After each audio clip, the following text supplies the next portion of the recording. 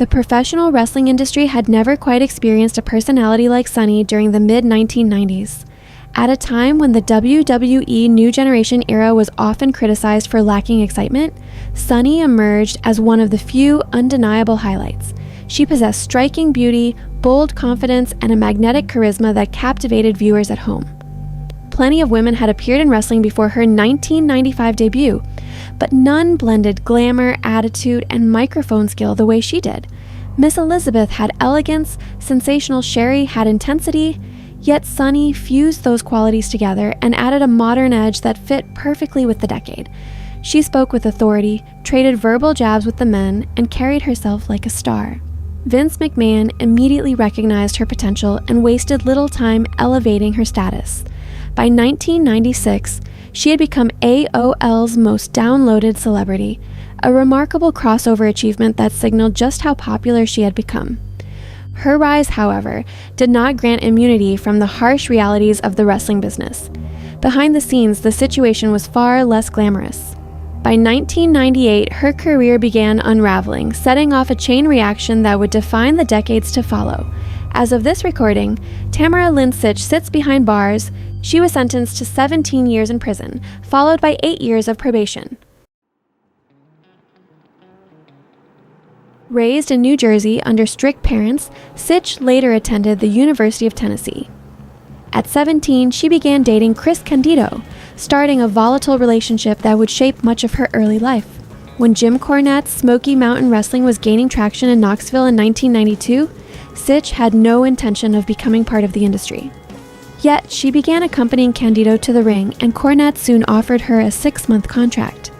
By 1993, Smoky Mountain had effectively become a developmental territory for WWE, preparing talent for the national stage. Sitch and Candido arrived in WWE in early 1995 alongside Cornette. Branded as Skip and Sunny of the Body Donnas, they portrayed arrogant fitness fanatics who mocked audiences as lazy and out of shape.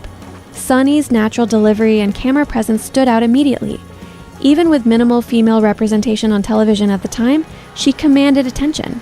Candido found success in the tag division, but privately, their relationship was deteriorating. In her autobiography, Sitch admitted they had taken breaks while maintaining appearances publicly. During this period, Shawn Michaels, living up to his Heartbreak Kid persona, entered the picture. After being assaulted in a bar incident, Sitch reportedly helped him at the hospital, which marked the beginning of an affair. She later described intense feelings for Michaels dating back to her teenage years. The relationship played out openly backstage, deeply affecting Candido. According to Bruce Pritchard, Candido was aware of the situation and struggled silently with it. Sympathy eventually turned to frustration among peers who felt he refused to confront the issue. Allegations later surfaced involving other wrestlers, including claims about Davey Boy Smith, which his daughter publicly denied. Rumors also linked her to Bret Hart, something both Hart and Sitch denied, though Michaels fueled speculation during a 1997 promo. Regardless of what was true, the gossip damaged reputations and heightened tension backstage. On-screen, Sunny continued rising. She hosted Live Wire and Shotgun Saturday Night, managed multiple talents, and even appeared on MTV. Yet substance abuse problems were escalating. Reports of lateness and no shows became frequent. Meanwhile, a new star emerged in Rena Mero, known as Sable. Merchandise sales favored the newcomer, and backstage rivalry intensified. Industry veterans like Jim Ross viewed the conflict as inevitable competition. However, Sitch's alleged drug issues compounded the friction. By summer 1998, repeated absences and questionable explanations, including an unverified miscarriage claim, strained her standing with management. When a WWE suggested rehabilitation, she declined, leading to her dismissal. Within days, she appeared in ECW, briefly aligning again with Candido. The pattern continued. Drug-related incidents reportedly led to locker room issues, departures from ECW, and a short-lived WCW stint in 2000 that ended amid further controversy. Tragedy struck in 2005 when Chris Candido died from complications related to pneumonia following injuries sustained at a TNA event. A documentary chronicled his life, but Sitch was not involved, prompting public backlash from her. Her personal life grew increasingly chaotic, including tumultuous relationships and serious allegations from former associates that she later denied. Fundraising efforts and adult content ventures drew both financial support and heavy criticism. Legal troubles mounted rapidly. In 2012, she was arrested multiple times within weeks on various charges and served jail time in Connecticut. In 2015, several DUI arrests resulted in further incarceration through 2017.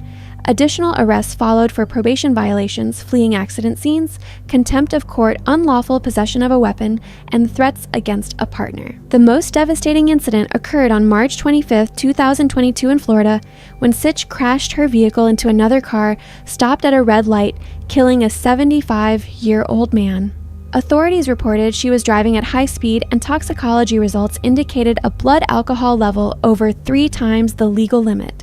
That crash became the defining moment of a long downward spiral. Tamara Lynn Sitch sits behind bars. She was sentenced to 17 years in prison, followed by 8 years of probation.